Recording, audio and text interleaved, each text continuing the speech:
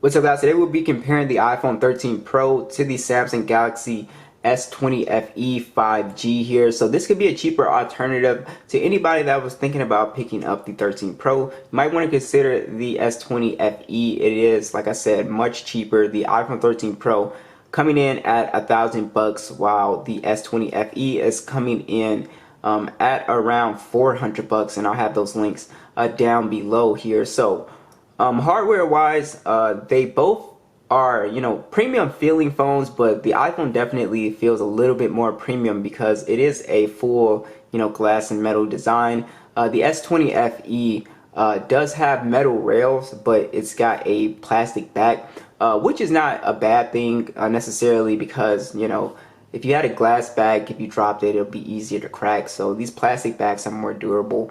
But if we just do a size comparison, you can see the 13 Pro is much shorter, but it's much heavier, and it definitely is thicker. And then you can see our button placements here. They both have stereo speakers as well. So I think two very nice looking devices. Like I said when I first got it, I think I kind of got the boring color with this blue color, but I really do like both designs here. Alright, so let's talk about the displays here because it is quite a difference here. The 13 Pro does have the Super Retina XDR OLED display, 120Hz HDR10 at 6.1 inches, so a bit smaller than the S20 FE. And then we also have 1170 by 2532 resolution with 460 for the PPI. And then on the S20 FE, we do have a 6.5 inch display, Super AMOLED, 120Hz HDR10 plus, 1080p 407 for the PPI, so you can see it's a much bigger display. I prefer the S20 FE's display because of the punch hole. They're both very, nice looking displays. The S20 FE is definitely the more colorful display, I would say. Now, the iPhone, a lot of people really like the display because it's super color accurate, so it just kind of comes down. I do like the more vibrant sort of colors that you get on Samsung displays, but it really comes down to personal preference here. But one thing that I'd always prefer is the punch hole over, Apple's notch. And also both these devices do have 120 Hz, so they're both silky smooth as far as scrolling and stuff like that. You're gonna have a great time, so they're both matched in that. Just feel buttery smooth, so you can take advantage of 120 Hz games and all that stuff. So very nice displays on both. Alright, so let's talk about the specs a little bit more. On the iPhone, we do have the iOS 15, the Apple A15 chip. No SD card support, 128 gigs of internal storage and 6 gigs of RAM. On the S20 FE, we do have Android 11 with One UI, the Snapdragon 865, and then we have Adreno 650. Micro SD card support is on here, 128 gigs of internal storage and 6 gigs of RAM. So as far as speed wise, since they both have the 120 Hz and pretty much, these flagship processors, you're not going to notice that big of a difference. Yes, the iPhone is going to be slightly faster in opening applications, but it's not anything that's going to be dramatic or anything like that. So as far as your speed, you're just not going to see like a massive difference here. Now, when it comes to gaming, you also will see pretty much the same performance as well, so that is really nice. And also, one thing I noticed about scrolling, you do have a much faster sort of scroll feel on the S20 FE, but you also you have a smooth scroll, but it's a much like slower scroll on the iPhone here. As you can see, they're pretty much evenly matched in terms of speed here. Let's go ahead and open up PUBG, try a heavier game here, see if we see a notable difference here.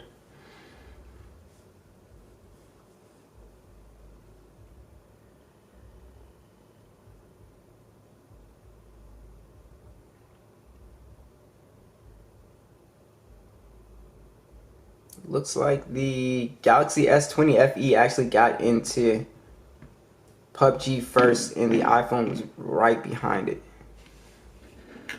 Right. So, like I was saying about graphic performance, now we could possibly see, 90 frames on the iPhone, but for right now, we actually don't have it on either of these devices. You can see same graphic settings.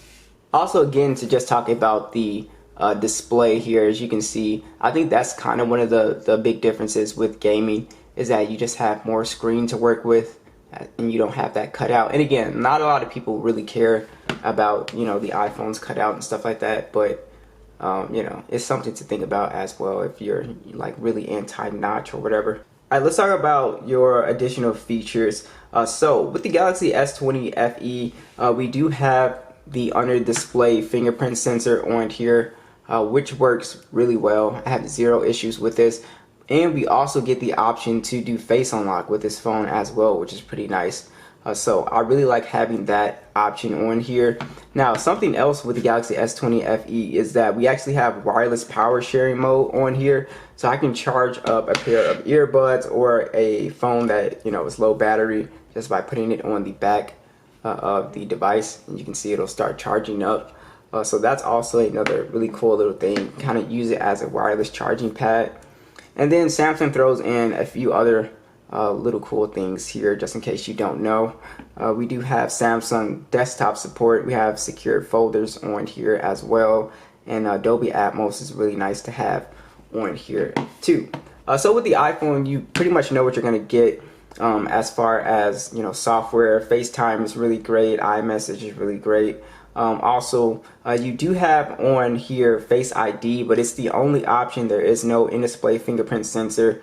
You know, so just do note that this is your only option of getting into your device here, which is fine. So as far as your additional features, they both have NFC as well, which is really nice, and they both have wireless charging. All right, we do have the speakers at max volume. Let's go ahead and hear what they sound like side by side here.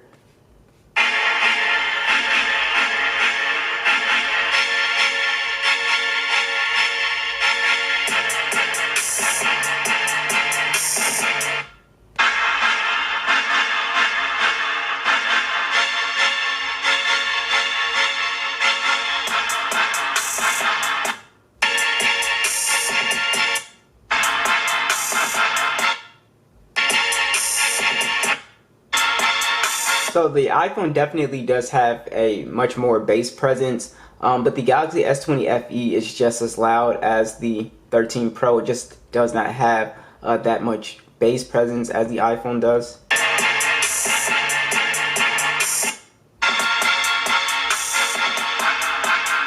Yeah, so I would definitely say the iPhone 13 Pro has the better speakers here. The bass is just way more present. Now, that's with Dolby Atmos on. If I turn it off, let's see if we get more bass. Yeah, we do get a little bit more bass, but it's still not as loud as the iPhones.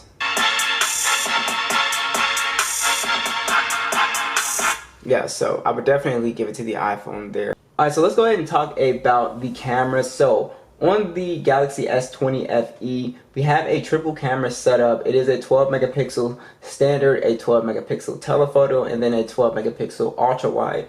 You also get 4K video at 30 or 60 FPS, along with a 32 megapixel selfie cam that shoots in 4K at 30 or 60 FPS.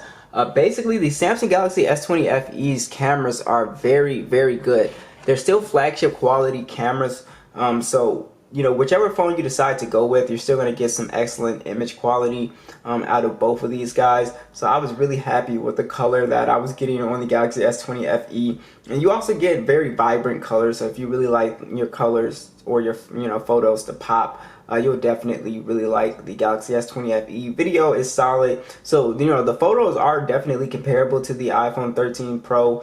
But also you have to remember, it's like literally, you know, $400, so it's just way cheaper as well, and you're getting, you know, just as good as a camera. Now you can argue and say that the iPhone 13 Pro's camera is better, and I would not be mad. It does take, to me, I think it does have better video, and I do like the selfies, how they come out on the iPhone a little bit more. But the iPhone does have a 12 megapixel standard, a 12 megapixel telephoto, and then a 12 megapixel ultra wide that also acts as a macro. And then you also have a 4K video at 24, 30, or 60.